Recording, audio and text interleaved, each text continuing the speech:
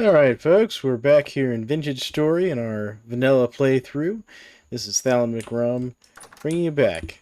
And if you like this content, feel free to like and subscribe to the channel and be notified when it's going on. Now in today's episode, we're going to attempt to hunt that bear that's been hanging out at a lake over there near my home. And so I'm going to go get that set up and show an idea for a bit of a bear trap that I'm going to try and use to hunt the bear. And I'll bring you back once that's ready to go. Okay, folks, well, on my way to go encounter the bear, we encountered a surface shiver. He's decided to give us some trouble here. The bear's still up there on that hill, though, behind us.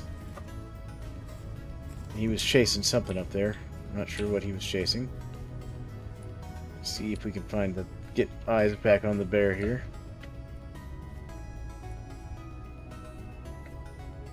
Because I kind of want to see if I can lure the bear into a pit trap.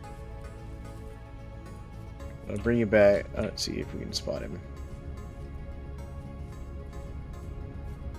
He was just up over here. Gonna try and get a good line of sight. See if we can't see this here bear. So I saw him chasing something off over here a second ago. Where did he go? Because he was up by this cave, then he went back down the hill this way. But that's alright. What we'll do is we'll go ahead and take this opportunity to build our trap now that we know where the bear roughly is. So, I'm going to go ahead and get that built, and we'll come back. Okay, folks. I just finished building my bear pit, and this is a 3-high pit.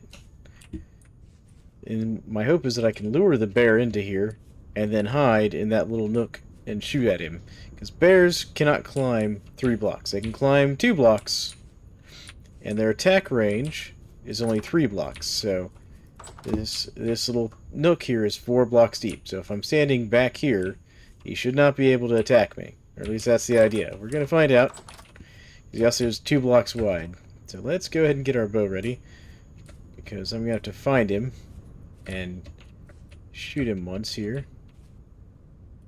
We're going to find out if I brought enough arrows for this. The other thing I got to do is once I find him, got to lure him back over here. So ideally I kind of want to engage him at range here if I can spot him. Where is the bear? Said I saw him over here by this cave earlier. Oh god, I found the bear. Found the bear. We're running. I don't think we can outrun the bear. Okay, we've outrun the bear. And it followed us into the pit. And as you can see, it is real mad. We're gonna light him up. Oh, helps if I hit.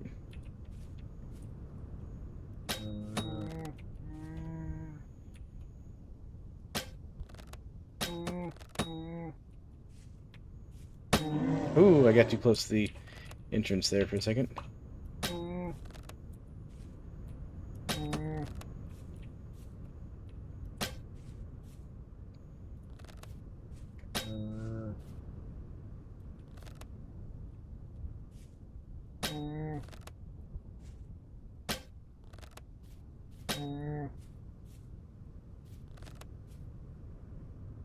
I am just using a crude bow and some flint arrows. Let's see how many I've got left. I got 2 left. Now I'll have to switch to spears. Yep, that was 1. Alright. Now we're going to have to switch to spears, which do a little bit more damage than the arrows. Oh, we got the bear. Look at that. It only took us a whole bunch of arrows, a spear, and let's see here. This bear has good weight on it. You know, they're very dangerous. Because that bear probably could have 1 or even 2-shot me. So let's see what we get from the bear. Alright. So we're going to put my crude arrows back in here. So because I made 1 crude arrow just in case I needed a sacrificial arrow. So we got 13 bushmeat, which is great, and we can use that. We got 3 fat, which is great, and 2 huge hides, which will be great for doing some leather working, especially now that we're at the point we can actually sort of do leather working.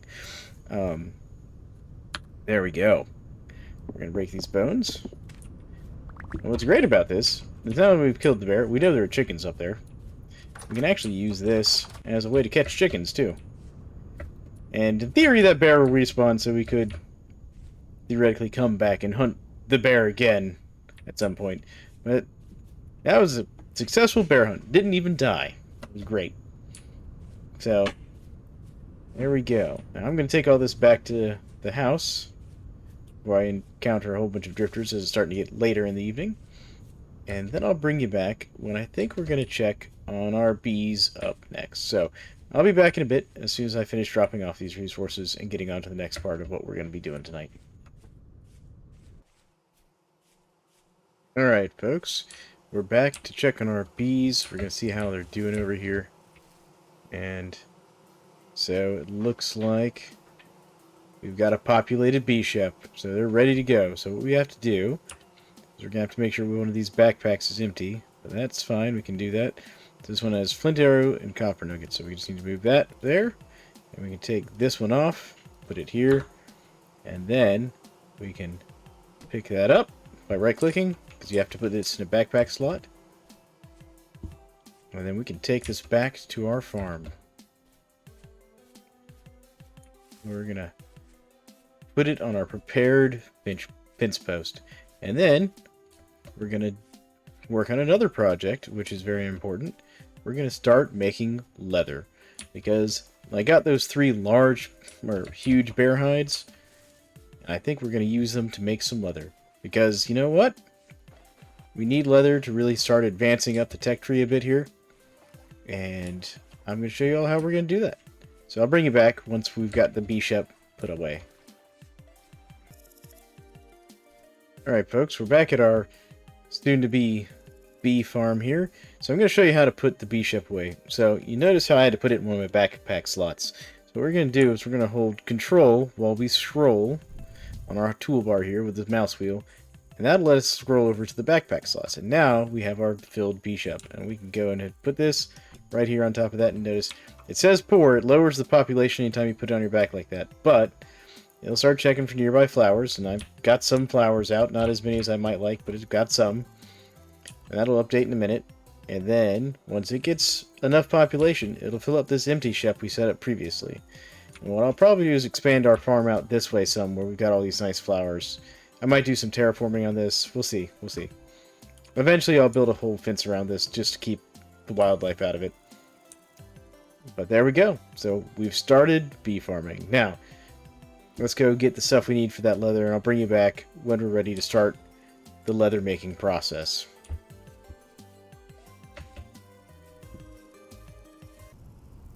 Alright folks, while I was out exploring trying to get the materials I needed for making leather, our beehive divided. And you can see it's got 48 flowers that this one can see and 60 this one can see. That basically lowers the amount of time to like 1 in-game day basically, or roughly somewhere between 30 minutes and an hour. Each one of these should divide and become full. So, you know, that's good to know. It means we've got a good little spot there for our bee ships. But I'm going to go back to looking for the materials I needed to get this leather work going. And basically what I've realized I've missed is I don't have any borax or lime. And to get lime I need either chalk or limestone or seashells, and I have not found any of that. Actually, I'm going to grab these parsnips from here. So, I'm going to go back to searching for those things to see if we can't get this leather going. And I'll bring you all back if I find anything interesting. Alright, folks. To try and speed along this process of finding some of the materials we need, I've made myself a raft and attached a little basket to the back. While we go off and search a bit further south, looking to see if we can't find like a limestone biome or a chalk biome of some sort. See if we can't get the materials I need to make this leather. Now, it is getting a little long in the recording session for me, so I may have to call it here. I just keep finding all this conglomerate stone, which is not helping me. Found, like, I can find conglomerate stone, I can find granite, I can find andesite, none of which is going to help me with what I need.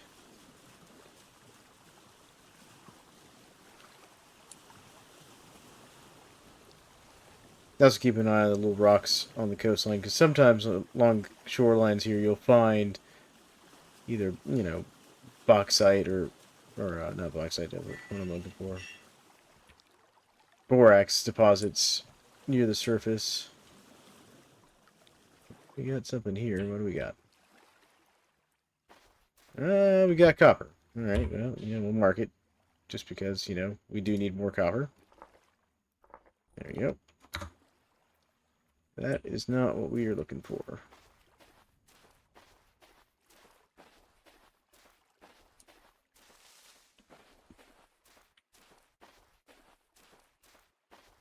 And like you can see, we've got the bauxite layer, and I'm going to guess probably andesite, and then either the conglomerate or granite over there.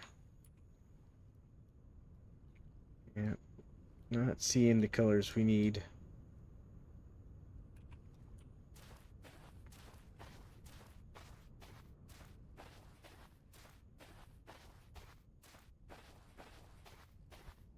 We'll poke around a little bit, see if we find something in here of use. Otherwise, I think we'll probably have to call it there and try again next time as the search continues for borax and limestone. What do we have here? This looks like... So this looks like one of those craters you find meteoric iron in, but I'm not seeing any meteoric iron or anything on the surface there.